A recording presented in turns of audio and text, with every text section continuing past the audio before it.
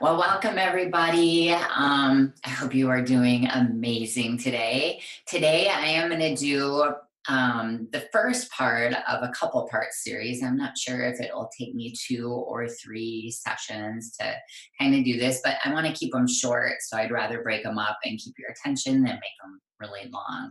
So today, we're going to talk about stories versus fact.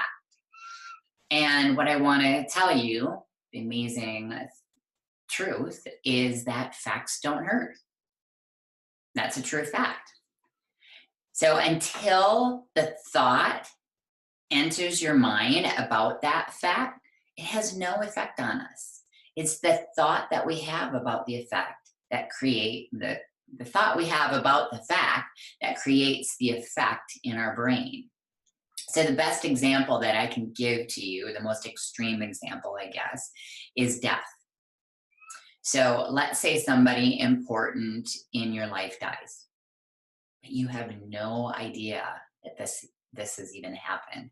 Like you might be off on a vacation where you don't have any cell service, and you are having the time of your life.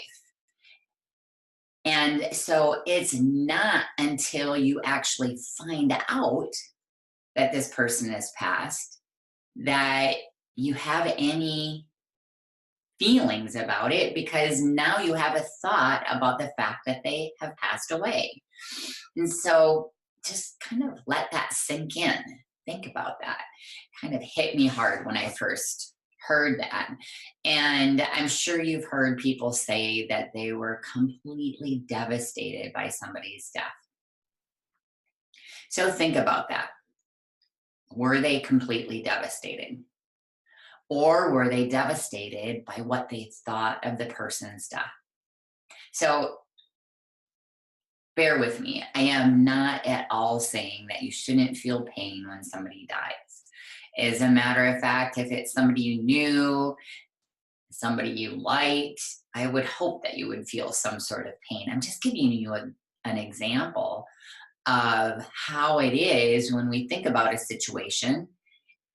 And it's the thought that creates this pain or the joy, depending upon the thought, not necessarily, hopefully, with death. But so all I'm trying to say is that changing how we think about circumstances is a huge step in learning how to step beyond what we think are circumstances holding us back.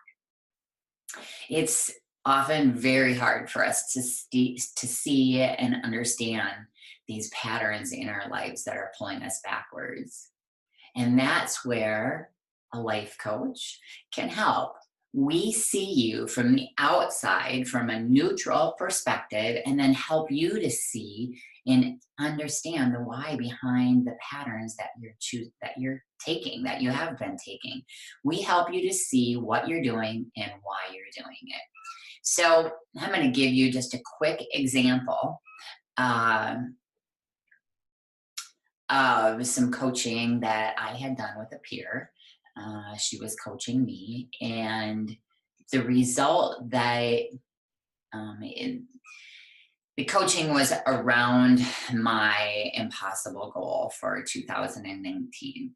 And one of my thoughts about this goal was that people will think I'm lazy. And so my impossible goal is to get to the point where I'm running Team on Track, my ID Life business, and launching my life coaching business, and doing it 4 days out of the week, and being able to take 3 days off.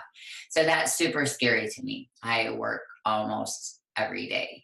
And so one of my thoughts, I had a whole lot of thoughts, but one of my thoughts is people will think I'm lazy.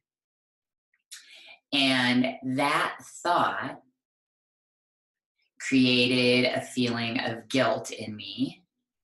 And that guilt caused me to make excuses. It had all these actions that I was taking based on the guilt I was feeling, like not taking time off, working beyond the hours I said I would work. And the result that she pointed out to me is that I think I'm lazy. And it was totally true. I mean, it's super, super hard for me to wrap my head around that, but it's true. And so now I'm doing the work around that, and I'm super excited to see what happens with that and the results that I get. But like, I really couldn't wrap my head around that on my own. And her pointing that out was just like an aha moment, like, wow, that's true. I always think that I am never doing enough, that I'm lazy. So, with that, I hope that makes sense to you. I hope that you can maybe start to see what I'm talking about. And if not, you know how to get a hold of me. Talk to you soon.